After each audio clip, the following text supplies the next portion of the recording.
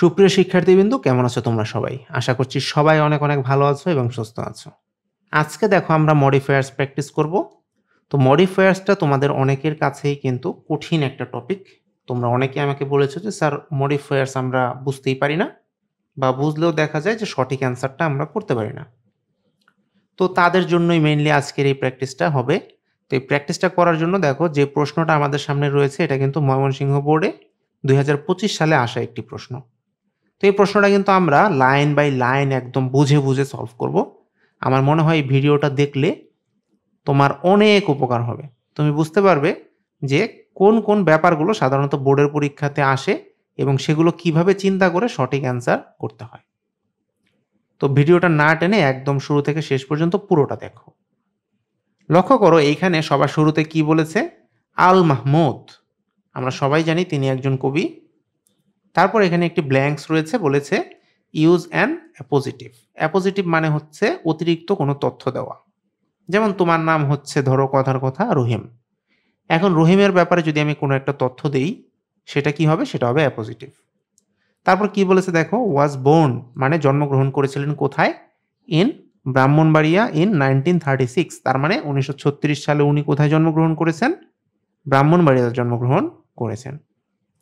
তারপর দেখো বাকি অংশটা তুমি চাইলে একটু পড়ে নিতে পারো, যাতে তুমি বুঝতে পারো যে তিনি একজন কবি ছিলেন। আমি তো এটা আগে থেকেই জানি, এর জন্য কিন্তু আমার মাথায় চলে এসেছে যে উনি একজন কবি ছিলেন। তবে উনি কিন্তু একজন বিখ্যাত কবি ছিলেন। তাহলে দেখো এই যে আল মাহমুদ, উনি একজন বিখ্যাত কবি ছিলেন, এটাই কিন্তু উনার ব্যাপারে একটা তথ্য। তো একজন বিখ্যাত কবি, এই জিনিসটা যদি আমি এখানে বসিয়ে দিই তাহলেই কিন্তু এই অ্যান্সারটা হয়ে যাচ্ছে। দেখো, তো একজন বিখ্যাত কবি, এটার ইংরেজি কিন্তু এ মানে হচ্ছে একজন, বিখ্যাত ইংরেজি হচ্ছে ফেমাস। তাহলে আমি এখানে ফেমাস লিখে ফেলি। আর কবি ইংরেজি হচ্ছে পয়েট, তাহলে এখানে লিখবে পয়েট। তো Al Mahmud a famous poet, অর্থাৎ একজন বিখ্যাত কবি, was born in Brahmanbaria in 1936। তো দেখো কত সহজে চিন্তা করার মাধ্যমে কিন্তু আমি এখানে বসিয়ে দিলাম। এটা কিন্তু খুব কঠিন কিছু না, ঠিক আছে? অ্যাপোজিটিভ মানে হচ্ছে তুমি জাস্ট কি করবে, তার ব্যাপারে কোনো একটা ইনফরমেশন দিয়ে দিবে, আর কিছু না। তারপর দেখো কি বলেছে, হি ইজ রিনাউন্ড ফর, অর্থাৎ উনি হচ্ছেন পরিচিত। ফর বা জন্য, কিসের জন্য পরিচিত? Rural life and culture. তো দেখো উনি যেহেতু একজন কবি, উনি কোন জিনিসগুলোকে ফুটিয়ে তুলেছে? তার যে কাজ সেখানে রুরাল লাইফ মানে হচ্ছে গ্রামের জীবন এবং সংস্কৃতি। তো উনি কি করেছে? সেগুলোর চিত্রটা বর্ণনা করেছে, মানে সেই জিনিসগুলো কেমন বা সেগুলো কি ধরনের হয়ে থাকে। হ্যাঁ, তোমরা যারা সাহিত্য বা কবিতা পড়েছো তারাই কিন্তু জানো যে একটা গল্প বা একটা কবিতার মাধ্যমে কিন্তু লেখক কি করে, একটা সিচুয়েশনকে ফুটিয়ে তোলে। ঠিক আছে, যে কবিতাটা যখন তুমি পড়ছো তখন কিন্তু তোমার চোখের সামনে ওই সিচুয়েশনটা ভেসে থাকবে। ঠিক আছে, তাহলে এই যে ব্যাপারটা, এই ব্যাপারটাকে ইংরেজিতে কি বলে জানো? ডেপিক্ট, মানে হচ্ছে চিত্র বর্ণনা করা। তো এই ডিপিক্টিং আমরা যদি এই ওয়ার্ডটা ব্যবহার করি, এখানে ফর রয়েছে একটা প্রিপোজিশন, তার মানে কিন্তু অবশ্যই আমাদেরকে কি করতে হবে? ওই ওয়ার্ডটার সাথে আইএনজি যুক্ত করে দিতে হবে। আর তার উপরের কথা হচ্ছে দেখো এখানে বলেছে use participle two pre modify the noun, অর্থাৎ নাউনটির আগে বসে মডিফাই করতে হবে। এই যে রুরাল লাইফ এবং কালচার, এগুলোর আগে বসতে হবে। তো তুমি দেখো তাহলে আমি যদি এখানে ডিপিক্টিং ওয়ার্ডটা ব্যবহার করি, দেখো এই যে ডিপিক্টিং মানে চিত্র বর্ণনা করা, তাহলে উনি গ্রাম্য জীবন এবং সংস্কৃতির চিত্র বর্ণনা করার জন্য কি রিনাউন্ড বা বিখ্যাত, এরকম একটা মিনিং কিন্তু এখানে দাঁড়াচ্ছে। তারপরে আসো, হি ইমার্জড অ্যাজ এ ড্যাশ। তো তুমি একটা জিনিস দেখো, ইমার্জ মানে হচ্ছে গ্রো করা, ঠিক আছে, উদ্ভূত হওয়া, এরকম। আচ্ছা, আরেকটা জিনিস বলে নিই, এই যে আগের যে লাইনে আমি পার্টিসিপলের যে ব্যাপারটা বললাম, তোমাদের মধ্যে অনেকেই হয়তো রয়েছে যারা পার্টিসিপলটা ওইভাবে বুঝো না। পার্টিসিপল হচ্ছে এমন একটা ওয়ার্ড তোমাকে বসাতে হবে যেটা আইএনজি যুক্ত থাকবে, সেটা কিন্তু অ্যাজেক্টিভের মতো কাজ করতে হবে। ঠিক আছে, তো ওই সূত্র অনুসারে কিন্তু আমরা এখানে এই ওয়ার্ডটাকে বসিয়েছি। তো দেখো যেটা বলছিলাম, যে উনি ইমার্জ করেছে, উদ্ভূত হয়েছে বা গ্রো করেছে as a dash poet in the 1960s। তো দেখো উনি কি ধরনের পয়েট হিসেবে গ্রো করেছে? আমরা জানি উনি কিন্তু খুব বিখ্যাত একজন কবি ছিলেন। তো বিখ্যাত ইংরেজি হচ্ছে ফেমাস, তাহলে আমরা কিন্তু এখানে ফেমাস ওয়ার্ডটা ব্যবহার করতে পারি। দেখো ফেমাস পয়েট। তো এখানে বলেছে আমাদেরকে ব্র্যাকেটে দেখো প্রি-মডিফাই দ্য নাউন। তো এই যে প্রি-মডিফাই দ্য নাউন অর্থাৎ পয়েটটাকে কি করতে হবে, আমাদেরকে মডিফাই করতে হবে। পয়েটটা হচ্ছে নাউন, এটার আগে বসে মডিফাই করতে হবে। তো তাহলে দেখো এই যে ফেমাস পয়েট আমরা বললাম বিখ্যাত কবি, সেটা দিয়ে কিন্তু আমাদের অ্যান্সারটা হয়ে যাচ্ছে। আর তারপর আমাদেরকে বলেছে প্লেড এ ড্যাশ রোল। দেখো এখানে যেটা বলছে প্লেড এ ড্যাশ রোল, তো প্লে মানে হচ্ছে রেখেছে, কি রেখেছে, একটা রোল বা ভূমিকা রেখেছে। কোন জিনিসটির ক্ষেত্রে? ইন মডার্নাইজিং বাংলা পোয়েট্রি, অর্থাৎ বাংলা যে কাব্য বা বাংলা যে কবিতা সংকলন, সেখানে উনি আধুনিকায়নের ক্ষেত্রে কি করেছে, একটা গুরুত্বপূর্ণ ভূমিকা রেখেছে। আমরা কিন্তু এই ধরনের একটা চিন্তা করতে পারি, ঠিক আছে?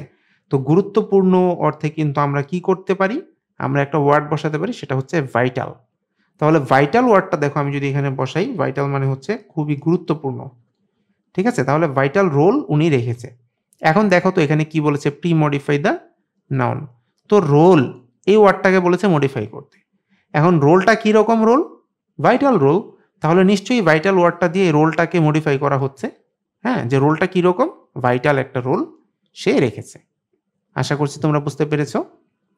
তারপরের বাক্যে দেখো বলেছে হিজ সেলিব্রেটেড ওয়ার্কস, অর্থাৎ তার যেই কালজয়ী বা বিখ্যাত যেই কাজগুলো রয়েছে, হুইচ ইনক্লুড অর্থাৎ যেগুলোর মধ্যে কি রয়েছে দেখো, লোকান্তর রয়েছে একটা কাজ, তারপর রয়েছে কালের কলস অ্যান্ড সোনালী কাবিন, এরকম। তো শো দেখিয়েছে ড্যাশ, এখানে বলেছে post modify the verb his mastery, অর্থাৎ তার যেই একটা মাস্টারি রয়েছে বা তার যে কন্ট্রোল রয়েছে কোন জিনিসটির ক্ষেত্রে, ইন ভিভিড ইমেজরি, ভিভিড মানে হচ্ছে প্রাণবন্ত ছবি, অ্যান্ড সিম্বলিজম বা প্রতীক, অর্থাৎ এই ক্ষেত্রে যে তার একটা বিশেষ দখল রয়েছে সেটা আমাদেরকে দেখাচ্ছে। এখানে বলেছে পোস্ট মডিফাই দ্য ভার্ব, অর্থাৎ এই যে শো মানে দেখিয়েছে, এইটাকে আমাদেরকে মডিফাই করতে হবে। এখন দেখিয়েছে কিভাবে দেখিয়েছে সেইটা যদি আমরা এখানে বসিয়ে দিই তাহলে কিন্তু হয়ে যাচ্ছে। তো অবশ্যই সেটা পরিষ্কারভাবে আমাদেরকে দেখিয়েছে যে তার একটা বিশেষ দখল রয়েছে, হ্যাঁ, এই ব্যাপারগুলোতে।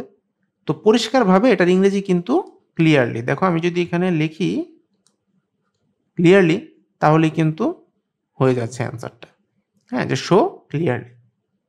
আচ্ছা, এই পর্যন্ত কিন্তু হয়ে গেল। তাহলে এরপরে দেখো কি হলো, এখানে একটা ব্ল্যাঙ্কস রয়েছে, বলেছে ইউজ পজেসিভ।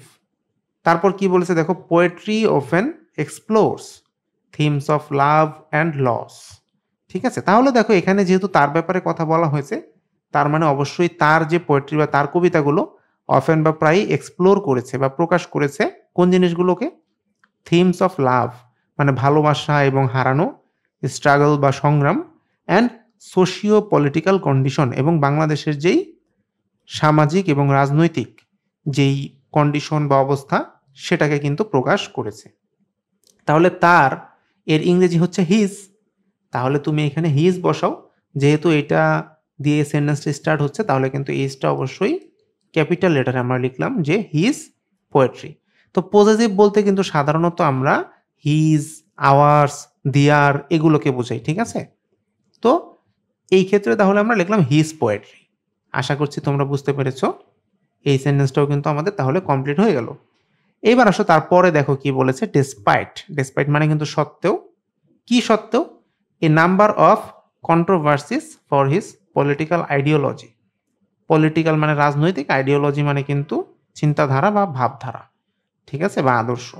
তার মানে তার যে রাজনৈতিক আদর্শ সেগুলো নিয়ে কন্ট্রোভার্সি বা বিতর্ক থাকলেও বা থাকা সত্ত্বেও, হিজ লিটারারি কন্ট্রিবিউশনস তার মানে তার যেই সাহিত্যিক অবদান, রিমেইন্ড আনপ্যারালাল অর্থাৎ সেটা প্রশ্নের ঊর্ধ্বে বা এরকম। তারপর দেখো কি বলেছে, হিজ ইনফ্লুয়েন্স মানে তার যে প্রভাব, অন উপরে, কিসের উপরে, ড্যাশ। এখানে বলেছে use a noun adjective to premodify the noun. তো এখানে বলেছে পোয়েট্রি।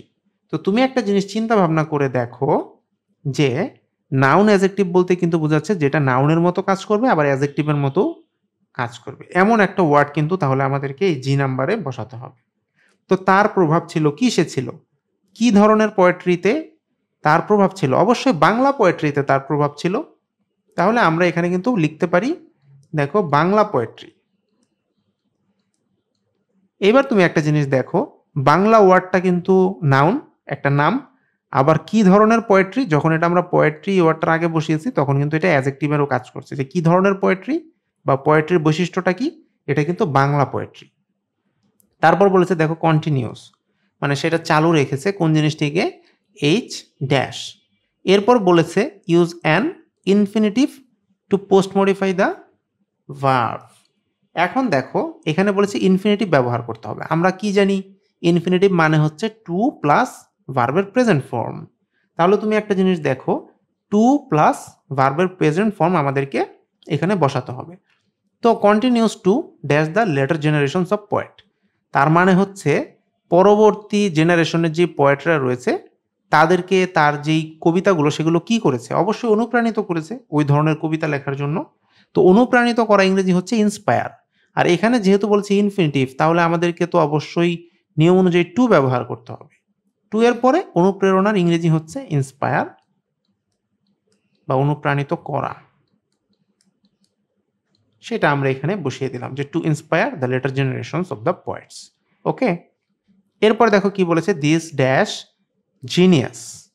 তাহলে তুমি দেখো এখানে বলেছে প্রি মডিফাই দ্য নাউন, অর্থাৎ এই যে জিনিয়াস ওয়ার্ডটা এটাকে আমাদেরকে মডিফাই করতে হবে। তো দেখো সে যে একজন জিনিয়াস ছিল এটা তো আমরা সবাই জানি, উনি পাস্ট অ্যাওয়ে বা চলে গিয়েছেন। তো উনি যে চলে গিয়েছেন উনি কি ধরনের জিনিয়াস ছিল সেটা যদি এখানে বসাতে পারি তাহলেই কিন্তু হয়ে যাচ্ছে। উনি অবশ্যই একজন সাহিত্যিক জিনিয়াস ছিলেন, ঠিক আছে, বা সাহিত্যিক মেধাবী ছিলেন। তাহলে সাহিত্যিক এর ইংরেজি কিন্তু দেখো এই যে লিটারারি এখানে রয়েছে প্রশ্নের মধ্যে। অনেক সময় দেখা যায় কি জানো, প্রশ্নের মধ্যেই অনেক ওয়ার্ড রয়েছে, এগুলোই অ্যান্সার। তো সেটাই কিন্তু এখানে হচ্ছে দেখো। তাহলে আমরা এখানে লিখতে পারি কি, লিটারারি, এইটা বসিয়ে দিই, তাহলেই কিন্তু দেখো আমাদের কাজটা হয়ে যাচ্ছে। তো উনি পাস্ট হয়ে বা চলে গিয়েছেন ড্যাশ, এরপর বলেছে ইউজ এ প্রিপোজিশনাল ফ্রেজ, অর্থাৎ আমাদেরকে একটা প্রিপোজিশনাল ফ্রেজ বসাতে হবে। এখন আমি তোমাদেরকে আগে এটা বুঝাই যে প্রিপোজিশনাল ফ্রেজ জিনিসটা কি। ফ্রেজ মানে হচ্ছে দুই বা ততোধিক শব্দ থাকবে, আর প্রিপোজিশনাল ফ্রেজ মানে হচ্ছে সেখানে আবার একটা প্রিপোজিশনও থাকবে। তো সে যে চলে গিয়েছে অফ 82 ইন 2019, তো 82 মানে এখানে বোঝাই যাচ্ছে যে উনি 82 বছর বয়সে চলে গিয়েছে 2019 সালে। তো পাস্ট ডে অর্থাৎ উনি চলে গিয়েছে, আমরা কিন্তু বসাতে পারি যে চলে গেছে তাহলে কত বছর বয়সে, 82 বছর বয়সে। তাহলে বয়স এই ব্যাপারটা উল্লেখ করার জন্য কিন্তু আমাদেরকে কি ব্যবহার করতে হবে, দেখো আমরা কিন্তু এখানে বলতে পারি যে অ্যাট দি এজ অফ 82। তাহলে এটার অর্থটা কি দাঁড়াচ্ছে, যে সে চলে গিয়েছে 82 বছর বয়সে 2019 সালে। এখন দেখো অ্যাট দি এজ এটা একটা ফ্রেজের কাজ করছে, আবার অ্যাট কিন্তু প্রিপোজিশনের কাজ করছে। তার মানে এটা কিন্তু প্রিপোজিশনাল ফ্রেজ হয়েছে এবং ভার্বটাকে মডিফাই করেছে। তো আমাদের কন্ডিশনও কিন্তু তাহলে ফুলফিল হয়ে গিয়েছে। তো দেখো এভাবে আমরা কিন্তু বুঝে বুঝে প্যাসেজটা কমপ্লিট করে ফেললাম। তো তুমি যদি এইভাবে বুঝে বুঝে প্রশ্নগুলো সলভ করতে পারো, আমার মনে হয় তুমি কোথাও আটকাবে না এবং তোমার প্রিপারেশনটা অনেক স্ট্রং একটা প্রিপারেশন হবে, যেটার মাধ্যমে তুমি বোর্ডের পরীক্ষায় যে প্রশ্ন কঠিন আসুক বা সহজ, নিজের ভালো ফলাফলটা নিয়ে বাসায় আসতে পারবে। তো এইভাবে প্র্যাকটিস করতে থাকো, আর প্লেলিস্ট আকারে সকল ভিডিও দেয়া রয়েছে, এগুলো দেখতে থাকো। শুধু দেখলেই হবে না, বাসায় কিন্তু অবশ্যই অবশ্যই প্র্যাকটিস করতে হবে। তো কথা হবে নতুন কোনো ভিডিওতে। ভিডিওটা ভালো লাগলে অবশ্যই লাইক, কমেন্ট, শেয়ার করো। আর চ্যানেলটিতে যদি তুমি নতুন হয়ে থাকো তাহলে অবশ্যই করো সাবস্ক্রাইব। কথা হবে নতুন কোনো ভিডিওতে। Till then thanks for watching. Tata.